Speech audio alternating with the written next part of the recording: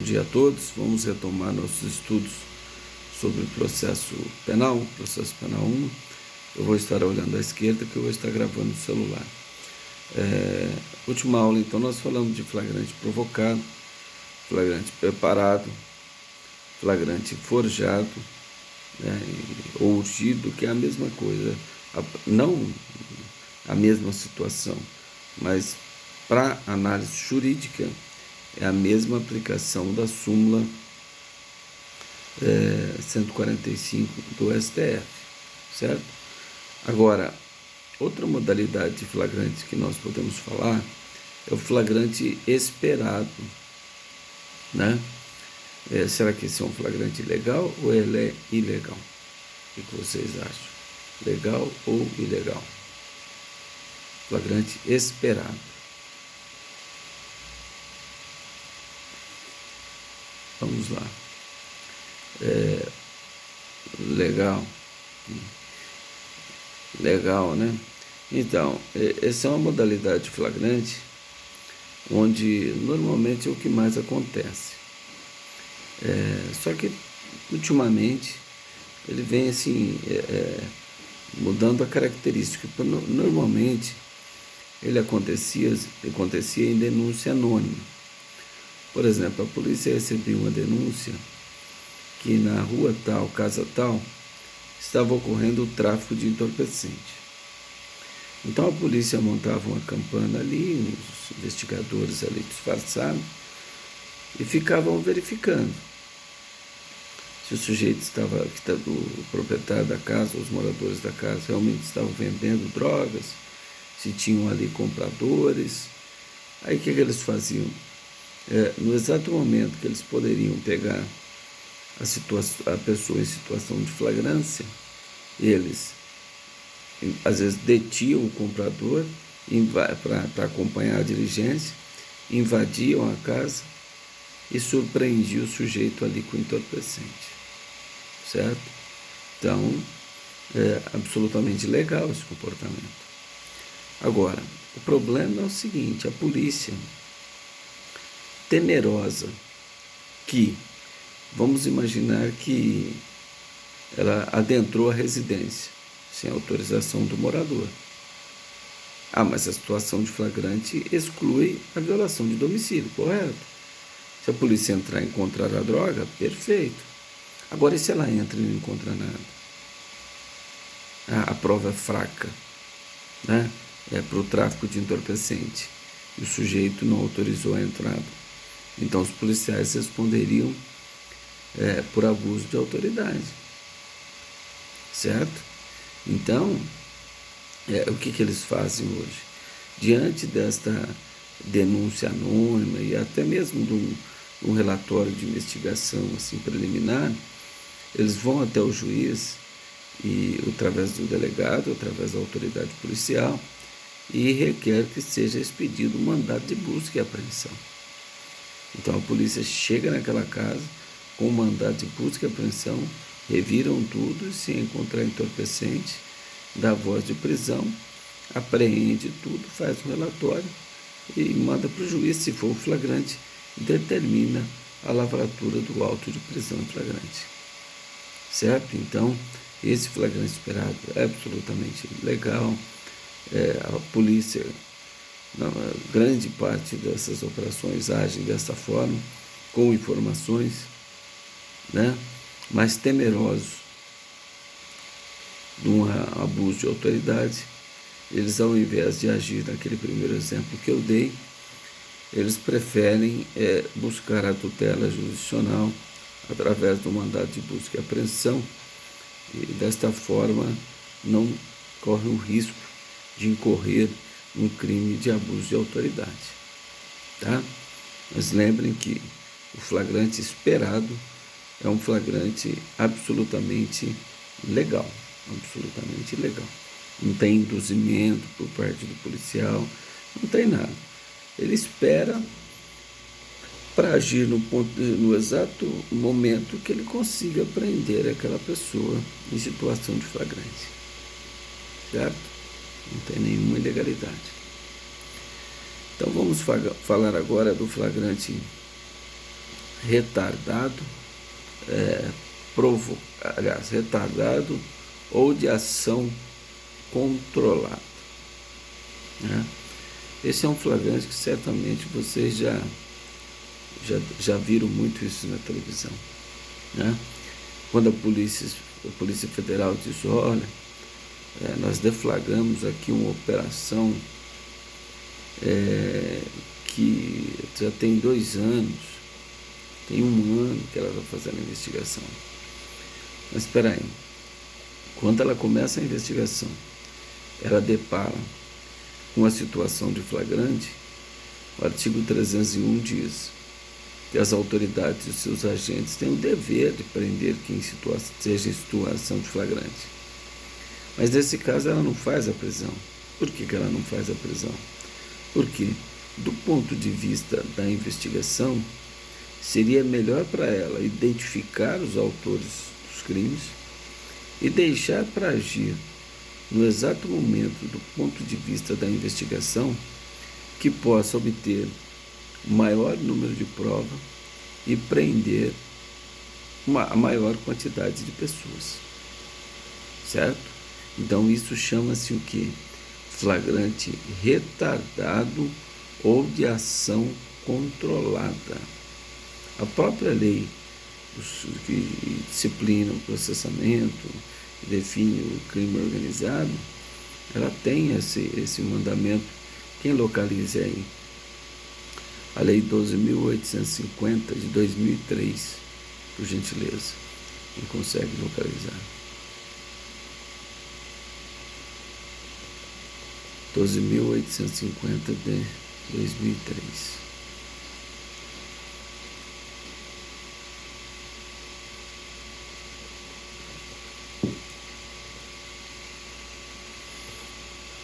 Artigo 8º, desculpa se eu não falei. Quem localizou aí pode ler, só para ficar mais claro para vocês.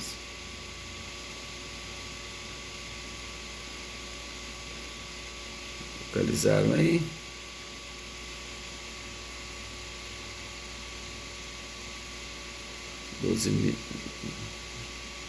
Artigo 8º, por gentileza.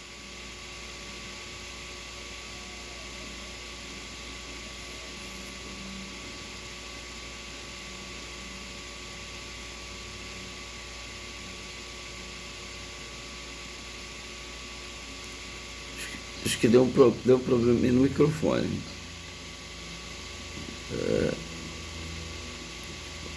Agora voltou. Tá.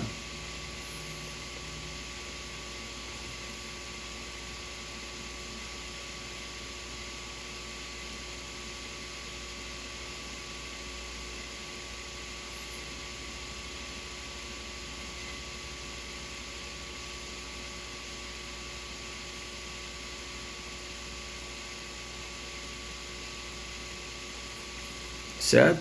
Tá vendo? Então, o legislador já estabeleceu nessa própria lei, né, essa ação controlada da polícia, né, mediante observação, mediante identificação, porque não pode o seguinte: o sujeito cometeu um crime, a polícia não fez nada e o sujeito foi embora, não foi identificado.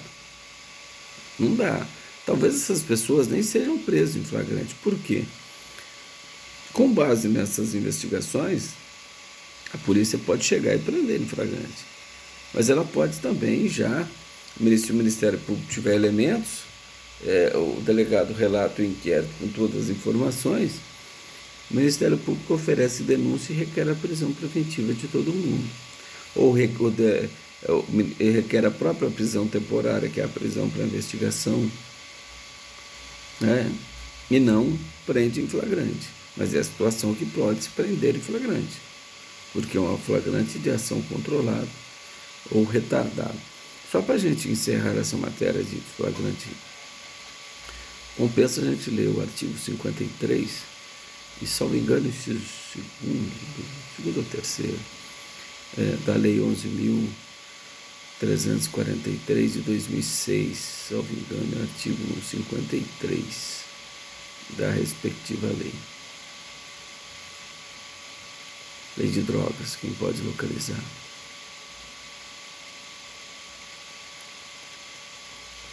Vamos acompanhar a aula aí, pessoal, com o Vadimeco aí, que vocês me ajudam na leitura dos artigos, né? Isso facilita bastante. Salvo engano, artigo 53(2) da Lei de Drogas.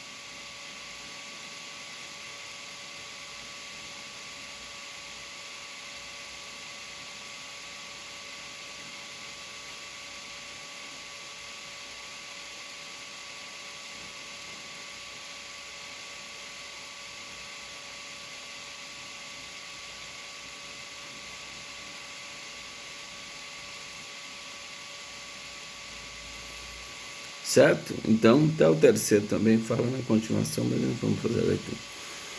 Então, no crime de tráfico ilícito entorpecente, é uma atuação policial eficaz nesse sentido, envolvendo o tráfico de drogas, para se chegar realmente quem é o traficante, se é uma quadrilha internacional, uma organização criminosa internacional.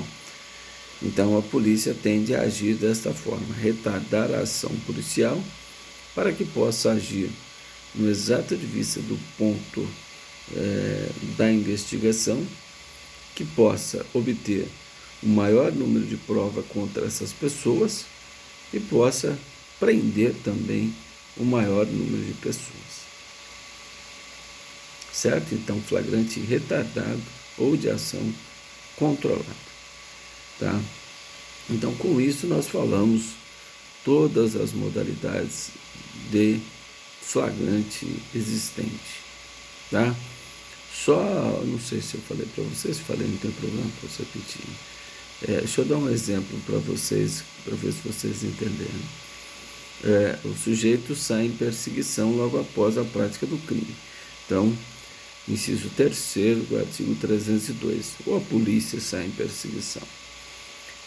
Então a polícia está perseguindo, está no encalço desse sujeito, de repente ele vira uma rua ali, a polícia perde ele de vista, ele vai até a delegacia e fala, olha, com medo da polícia atirar, qualquer fundamentação que ele porventura tenha suscitado ali na sua mente. Ele vai até a delegacia e se entrega. Fala, delegado, fui eu que pratiquei o homicídio ali agora há pouco tempo. A polícia estava perseguindo, estava no meu encalço. Eu consegui desvencilhar da polícia. Estou aqui na delegacia. Está aqui a arma do crime. Aqui o veículo que eu utilizei para praticar o crime. Estou confessando a autoria do crime. A pergunta é, o que vai acontecer com ele nesse caso?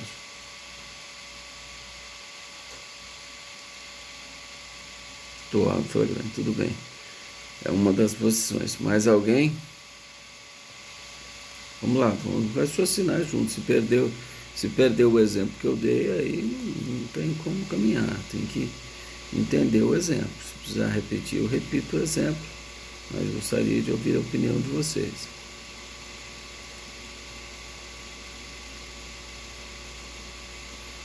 Bom, a confessão é um atenuante, mas eu quero saber o que vai acontecer com ele.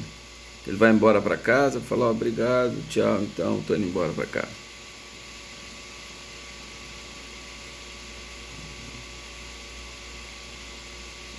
Ele não vai ser preso em flagrante.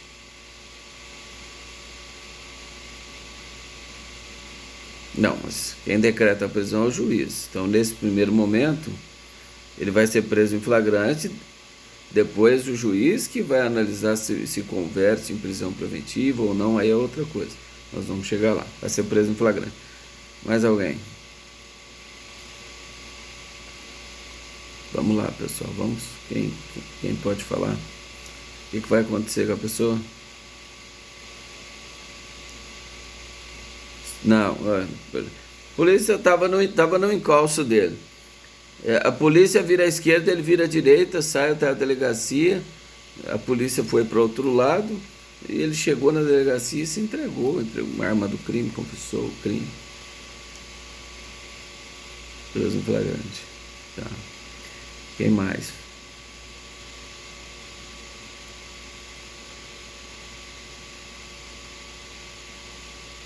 Bom, então ele não seria preso em flagrante delito.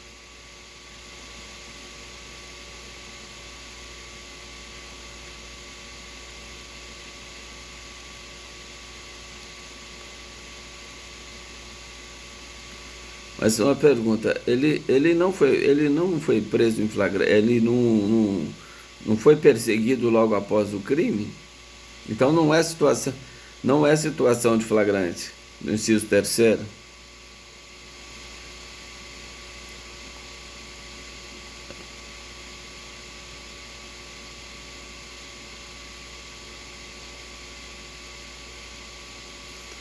É, sim, aí o juiz vai, aí é outra coisa, nós vamos estudar. Eu quero saber, então o senhor concorda que há prisão em flagrante?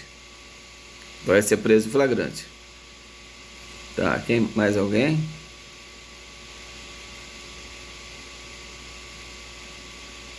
Vamos lá, gente, mais alguém? Estamos aí com 23 alunos. Mas vamos lá para a gente dar andamento, né? Ele não será preso em flagrante. Ele não pode ser preso em flagrante. Sabe por que ele não pode ser preso em flagrante? Porque esse comportamento dele de se entregar à polícia não tem previsão legal. Flagrantes são as hipóteses do artigo 302 do Código de Processo. Já falei isso para vocês. Esse exemplo que eu dei, essa entrega dele à autoridade policial, não consta no rol do artigo 302. Olha, se o sujeito se entregar comparecendo até a delegacia logo após o crime, não há situação de flagrante.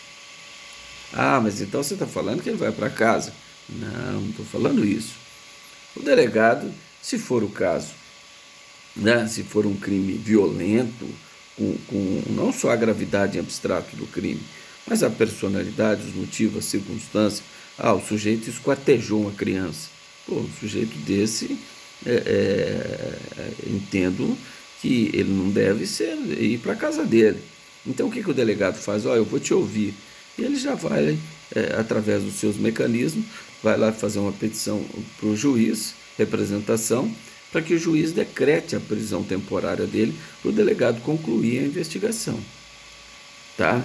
O que não pode é o sujeito voltar para a casa dele. Mas ele não será lavrado o auto de infração, auto de flagrante contra ele, porque não existe prisão por apresentação. A lei não tem essa previsão legal. Então ele não será preso em flagrante. Poderá ser preso? Sim, por outro motivo. Prisão temporária, que é uma prisão para investigação decretada durante o inquérito em determinados crimes graves. Quando? Imprescindível para a investigação, o sujeito não tem residência ou não aponta os elementos para a sua identificação. Certo? Ou há fundadas razões de participação em determinados crimes graves, o legislador elenca o rol. Esse rol é taxativo. Tudo bem? Entenderam como que é? Lembra daquela interpretação gramatical que eu falei para vocês no início do 302? Gramatical, literal. Certo? Pois não. Não. Eu não ficaria detido. O delegado falou, você fez tudo isso, então tá bom. Espera aqui que eu vou te ouvir. Mas ele já não sairia mais da delegacia, o delegado vai ouvir ele. O delegado está ordenando, sob pena de desobediência, ele não vai deixar ele sair. Você entendeu? Ele vai ser ouvido. Só que nesse ser ouvido, o delegado já corre atrás da representação de prisão temporária. Então o sujeito vai ser preso temporariamente. Ele vai despachar com o juiz.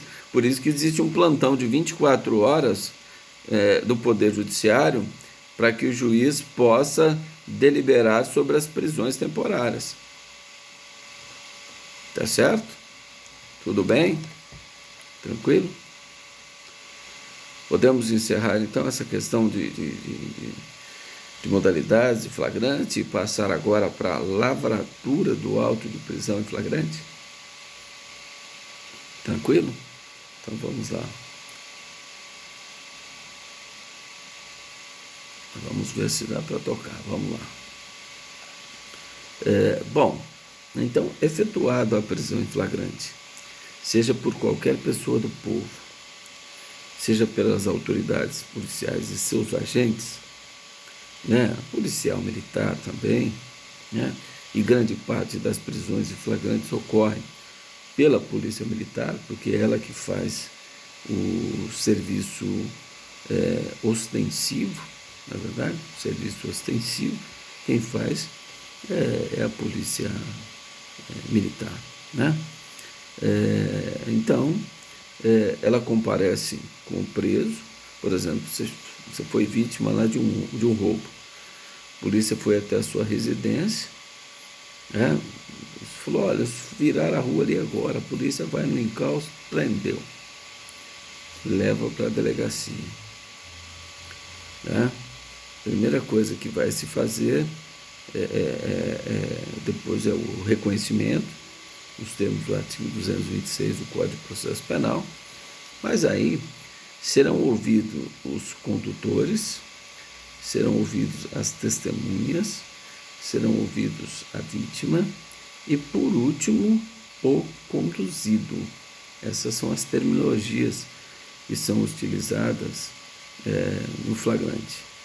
Condutor e conduzido. Conduzido é o preso, tá? Então a polícia apresenta o preso lá para a autoridade policial. O que a autoridade policial vai fazer? Numa entrevista preliminar às partes, ele vai falar lá com a polícia, o que aconteceu? Foi assim, assim, assim, assado, tal, aprendemos ele com isso. A vítima ouve lá os policiais assim formalmente. Vai lá na testemunha, como que foi? A vítima, como que foi? Tal. Os próprios presos, como que foi? Tá? A versão dele.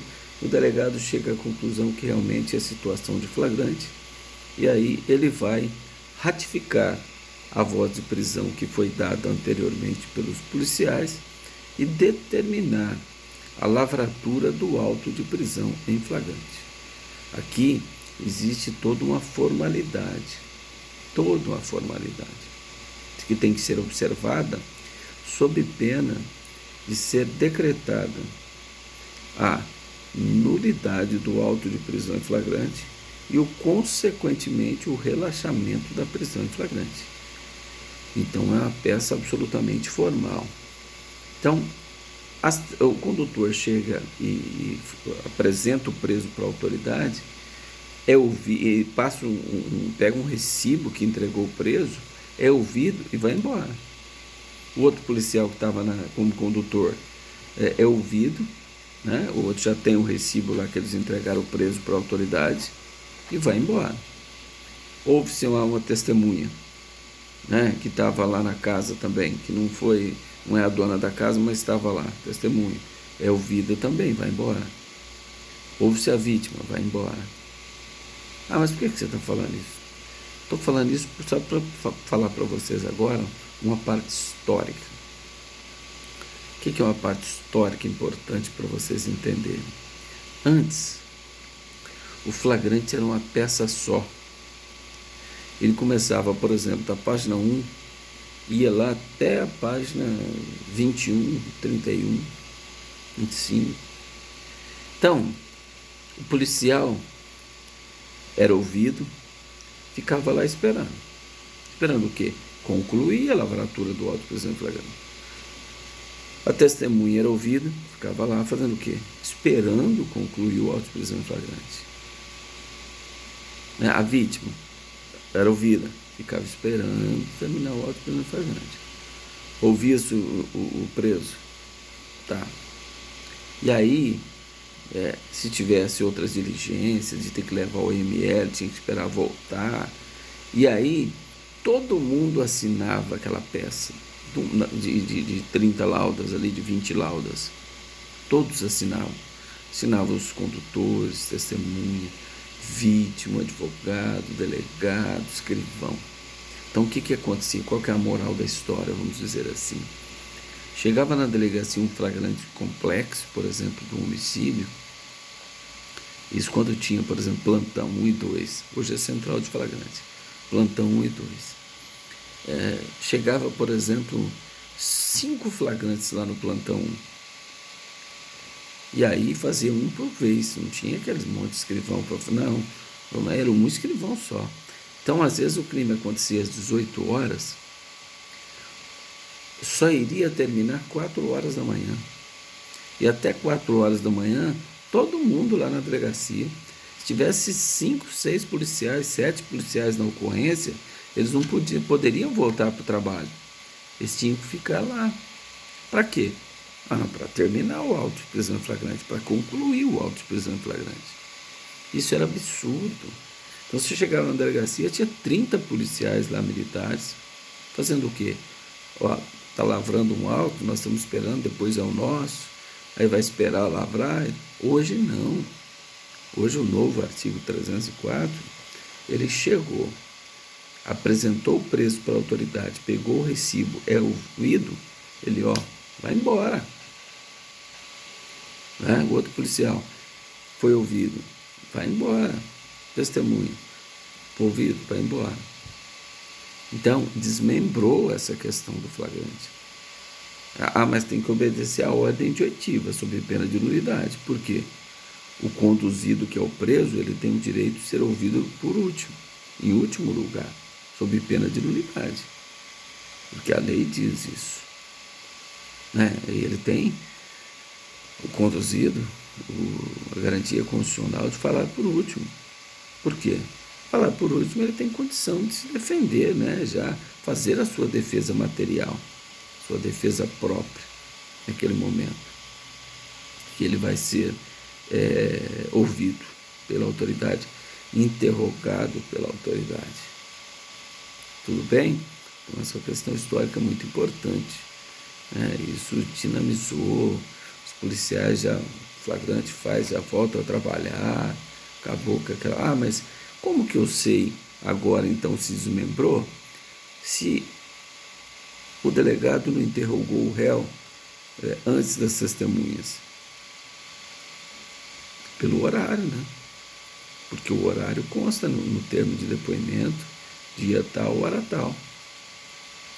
Então, pelo horário, você consegue verificar se foi estabelecida esta ordem de preferência das oitivas. Condutores, testemunhas, vítima, conduzido, essa é a sistemática, certo? Então, os policiais chegaram, eles vão ser ouvidos, entregou o recibo e foram embora. Aí as testemunhas também, depois a vítima e o conduzido. Agora, uma pergunta. É possível a lavratura do auto de prisão em flagrante sem que haja testemunhas da infração? Porque o delegado, quando ele faz essa entrevista preliminar, ele irá ratificar ou não a voz de prisão. Ele pode falar, olha, isso aí nem crime não é, pode libertar aí todo mundo aí, liberta o preso aí, isso não é crime, tá liberado. Ou ele pode se convencer da existência do crime e dizer, olha, eu determino, ela não é crime de menor potência ofensivo, Você lembra daquele sujeito passivo da prisão em flagrante?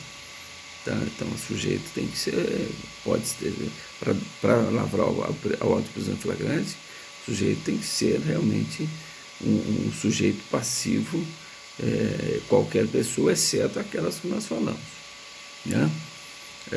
Aí ele determina a lavratura do auto de prisão em flagrante e começa. Então, será que é possível a lavratura do auto de prisão em flagrante sem que haja testemunhas da infração? Vou dar um exemplo.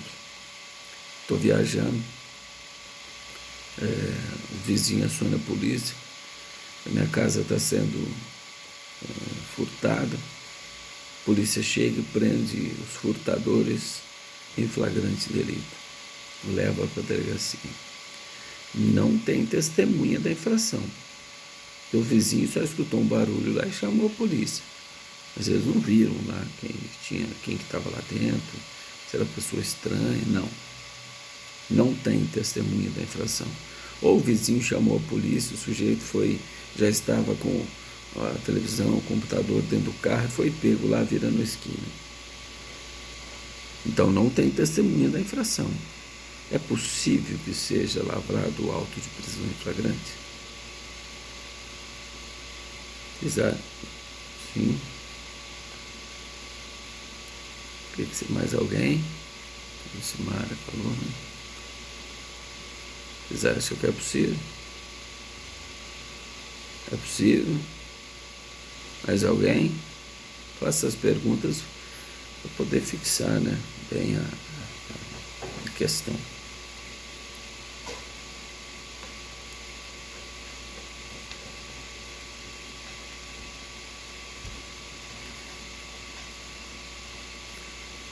É isso aí. Então, é possível a lavratura do auto. Está no artigo 304, tá?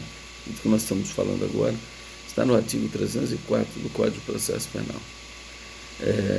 Então, é possível desde que assinem um auto de prisão em flagrante duas testemunhas que presenciaram, né, quando os condutores apresentaram o preso para a autoridade. Essas são conhecidas como testemunhas de apresentação, tá? Testemunhas de apresentação são essas.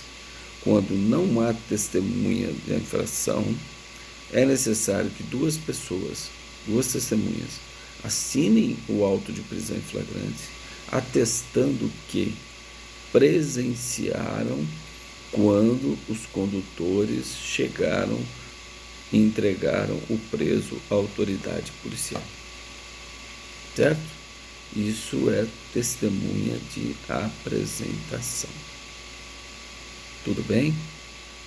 Sob pena de nulidade. Esse é requisito, é mandamento legal, é um ato estritamente formal. Então, se não tiver testemunha da infração e essa testemunha, duas testemunhas não assinarem o auto, é nulidade. Tá? A prisão vai ser relaxada. Certo? Então vamos lá. Pois não, alguém vai fazer alguma pergunta?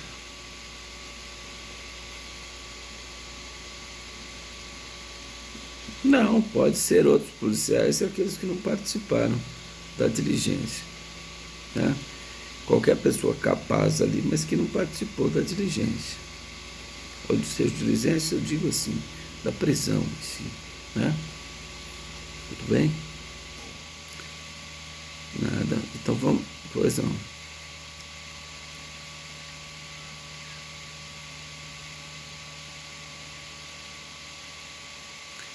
No momento da. Não, aí você não está confundindo. Essa é a testemunha de apresentação. Não será lido o auto de prisão em flagrante. Antigamente lia na presença de todos, quando ele era uma peça única. Não, é só o delegado pegar a assinatura dessas duas testemunhas, que elas vão atestar que presenciaram quando os policiais, que foram os condutores, apresentaram o preso à autoridade. Ponto final. Depois nós vamos falar dessa questão. As outras testemunhas que você está falando, vamos até adiantar. É quando o indiciado, o preso, não souber, não quiser ou não puder assinar, nesse caso poderá lavrar o auto de prisão em flagrante? Poderá. Só que é necessário, nesse caso, que duas testemunhas também assinem um auto de prisão em flagrante que presenciaram a leitura do depoimento do interrogatório do preso. Certo? Só vai ler o interrogatório do preso. Essas são chamadas de testemunhas de leitura. Então nós temos lá a testemunha testemunha de apresentação e nós temos as testemunhas de leitura. Essas são as testemunhas de leitura. Devem assinar, não deverão ser as mesmas, tá? Que presenciaram quando foi lido na presença do preso o seu testemunho no interrogatório, tá? Conhecidas como testemunhas de leitura. Isso pode ser um advogado? Pode, mas tem que tomar cuidado, né? Você só assina, o delegado assina aqui para mim, é flagrante e tal, você assina. Aí passa 4, 5 anos, você recebe uma intimação para ir no fórum. Naquele dia tal, você estava presente lá, o réu estava alegando aqui que ele estava tudo amochucado, que ele foi torturado. O que você viu lá no dia? O que você sabe sobre isso? E aí, como é que fica? Você atestou lá que você presenciou a leitura do interrogatório e na presença do réu? Então vai ficar uma situação complicada, né? Então você pode assinar? Pode, mas pelo menos você toma ciência, né, de toda a situação realmente da leitura do depoimento na presença do réu. Aí já aproveitando, é possível a lavratura do auto de prisão em flagrante sem a presença do indiciado, do preso, do conduzido?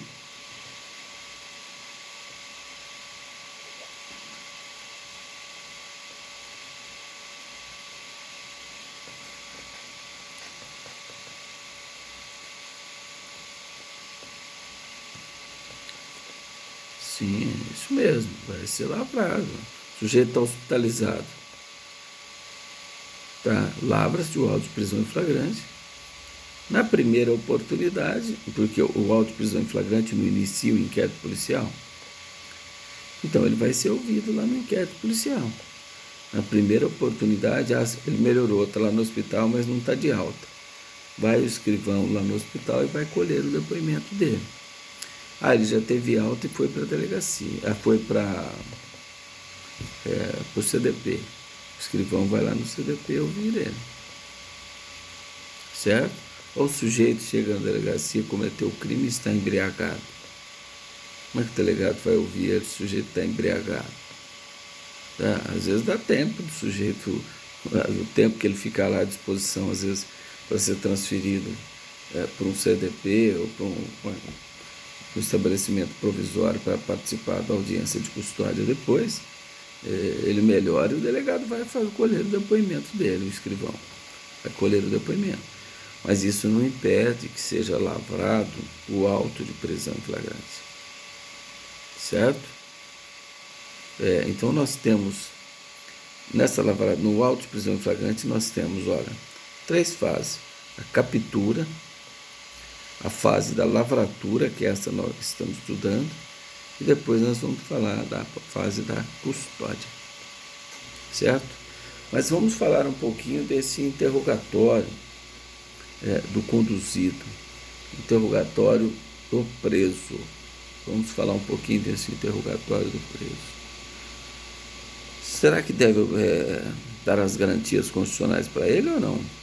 Porque na delegacia não tem todos os atos extrajudiciais que são feitos na delegacia, no inquérito, no flagrante, não é obrigatório advogado. Mas será que deve ser dado as garantias constitucionais a ele, mesmo em sede de extrajudicial, aliás, a fase policial? O que vocês acham?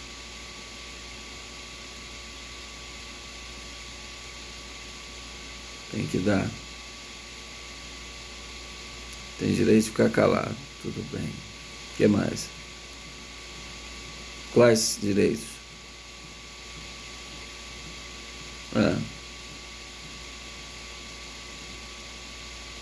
O que mais? É o silêncio. Como? Como foi dito aí por último? Da família. Então, as garantias constitucionais devem ser ofertadas para ele. O que não tem é o contraditório. Por que não tem o contraditório?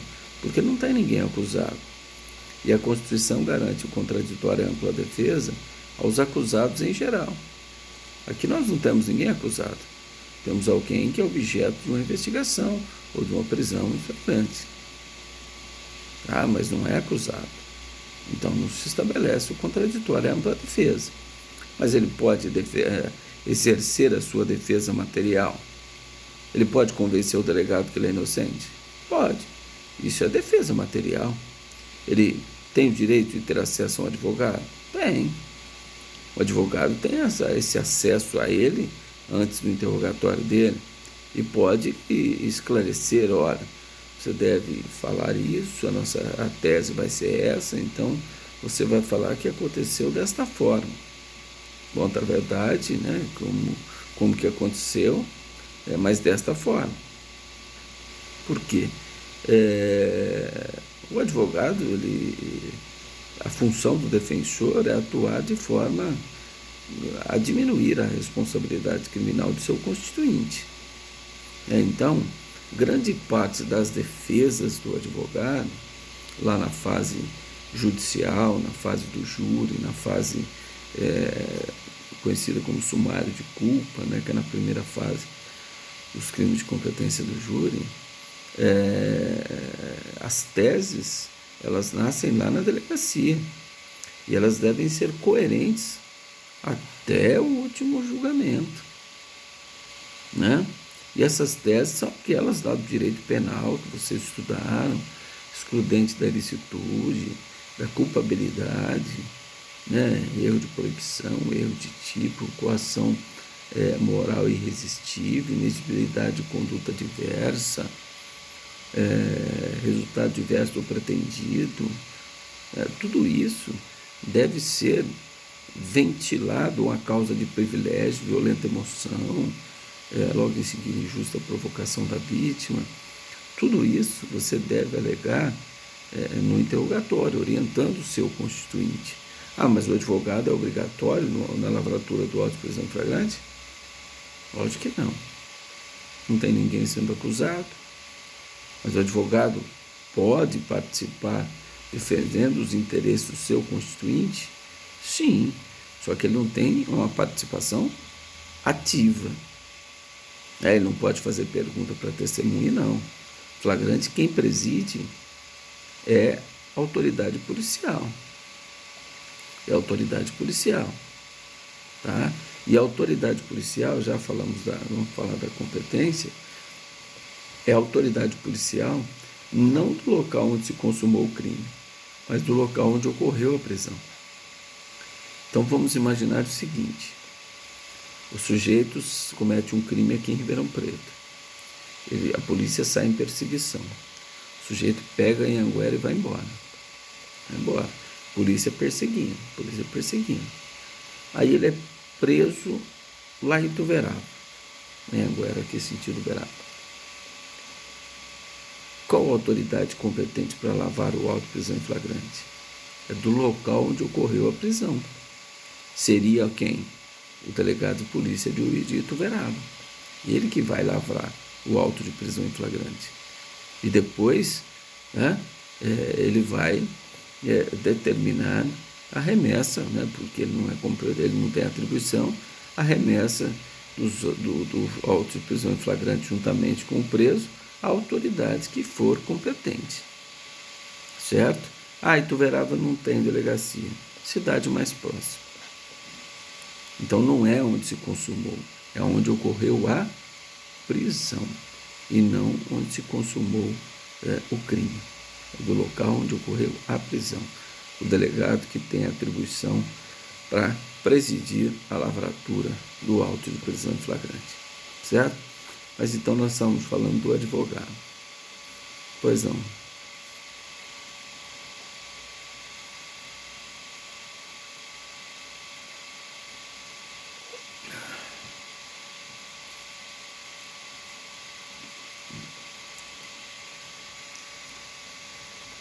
Aqui em Ribeirão Preto, nós já exemplifiquei, nós temos a central de flagrantes.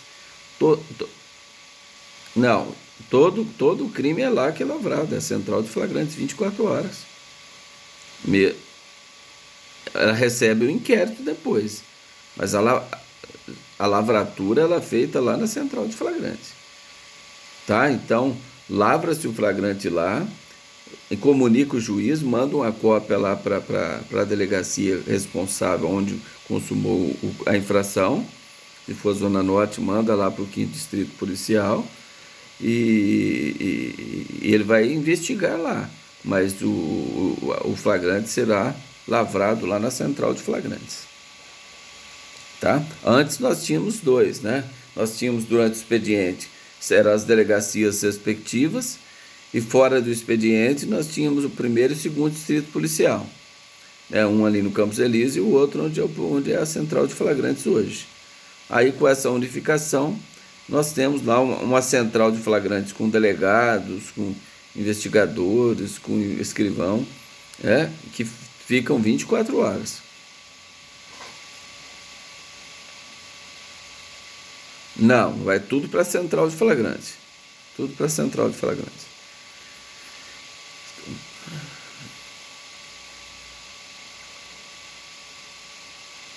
Não, aí é regra. Aonde se consumou a infração? Não foi na circunscrição do 5º Distrito Policial.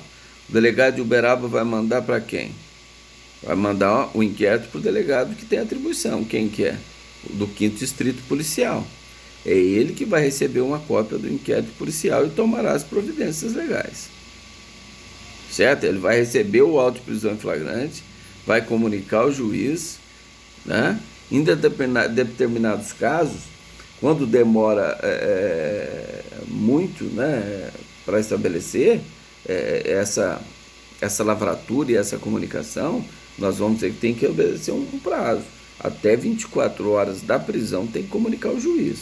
E é o juiz de onde se consumou a infração, que é a regra geral no processo penal, né, no artigo 70 do Código de Processo Penal. Tá? Que é do local onde se consumou a infração penal. Tudo bem? Então vamos lá, continuando. Então o advogado tem o direito de participar? Tem. Ele vai velar pelo princípio da legalidade, ele vai assinar o auto de prisão em flagrante, ele vai receber uma cópia do auto de prisão em flagrante. Isso é um direito, presta atenção, isso é um direito do advogado. Por quê? Se o preso falar que não tem advogado, será comunicada, enviada uma cópia para a Defensoria Pública.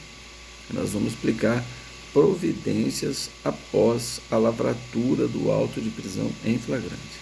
Quais são as providências? Por enquanto, nós estamos falando da lavratura. Tá? Então, muito importante essas questões dos direitos, porque foi dito aí, comunicação aos seus familiares. Então, o preso vai escolher, olha, aqui está o telefone do meu pai, liga para ele. Na Polícia Federal, às vezes, se o cara tiver telefone, ou eles ligam de lá e deixa a pessoa falar. Em outros casos, o escrivão liga e fala, olha, seu filho está preso aqui na cidade tal, pelo crime tal. Ele vai ser conduzido para tal lugar. E audiência de custódia amanhã, tal lugar, tal hora. Tá? E fala que foi dado o direito de comunicação, foi cumprida a formalidade de comunicação aos familiares sobre a prisão, bem como ter acesso a um advogado. Então ele tem direito de ligar para um advogado de sua confiança, né, para que possa estar acompanhando todo o trabalho da autoridade policial. Mas se não tiver advogado, tem nulidade? Não. Não tem nulidade nenhuma.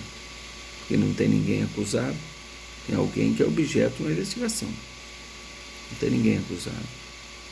Acusado é quando tem processo, é quando inicia o processo contra alguém. A partir daí tem alguém que é acusado.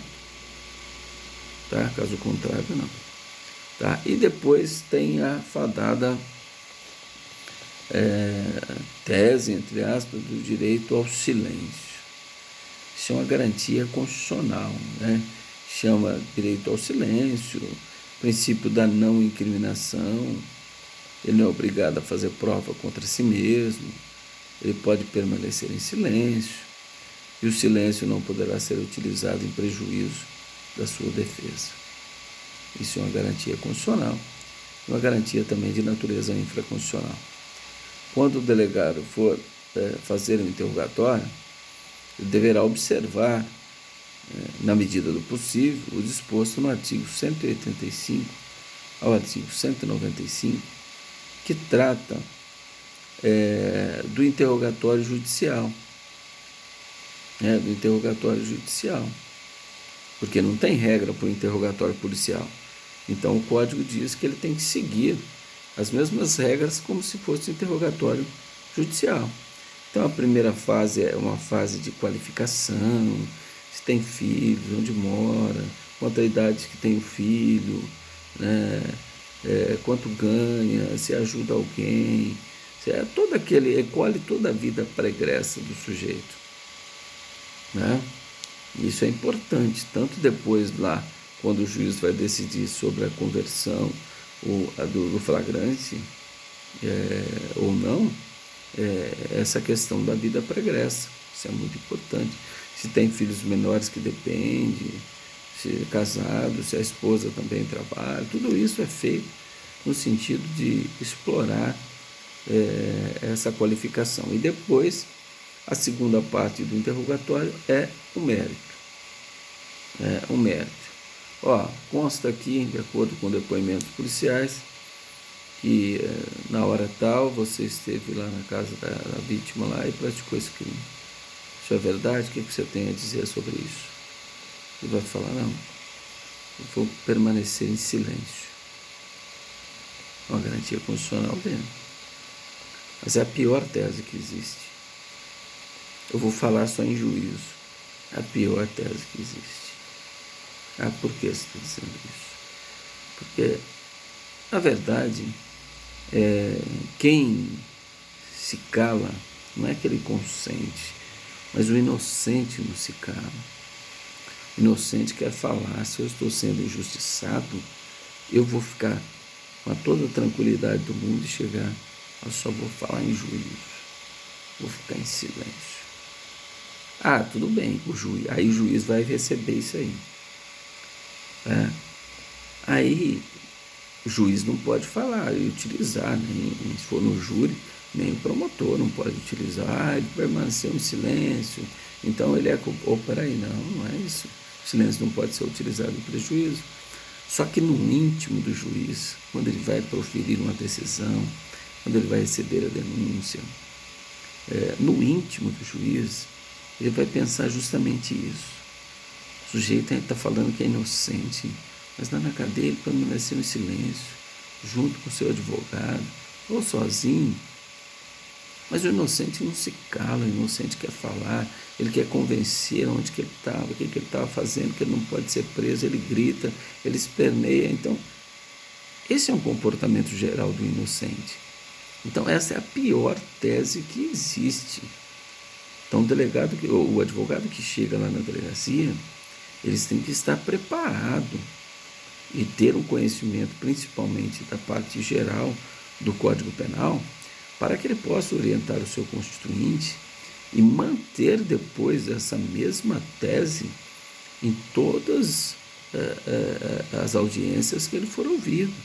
Porque eu já tive caso, o sujeito falou uma coisa na delegacia, falou outra coisa em juízo, e aí ele vai ser ouvido perante o tribunal do júri.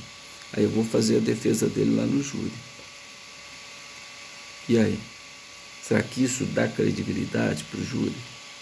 Fala uma coisa lá, falou outra, agora está falando outra aqui. Então olha como que é difícil essa situação.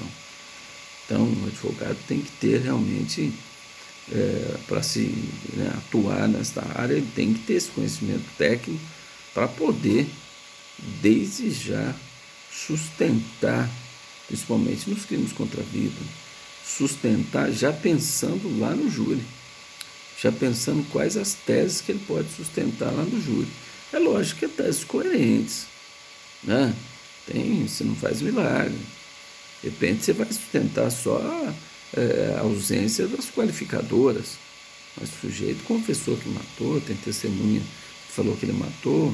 Peraí, mas ele não agiu de surpresa, né? Ele não utilizou de meio cruel. Certo? Então, Talvez é isso só que você vai tentar, que ele responda por um homicídio simples. Tá? Mas tudo isso você tem que começar lá na delegacia. Principalmente, por exemplo, crimes da lei de trânsito, só para vocês entenderem um pouco mais, um pouco mais do princípio da não incriminação. Os crimes da lei de trânsito. Sopra o bafômetro. Não vou soprar. Eu não sou obrigado a fazer prova contra mim mesmo.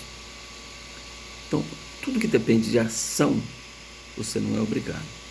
Por exemplo, dar o sangue para fazer o exame do bafômetro. Não concordo. Eu tenho direito de não produzir prova contra mim mesmo. Vamos passar pelo médico. Fica aí que o médico vai te examinar. Aí você é obrigado. Você entra na cadeira aí que o médico vai te examinar.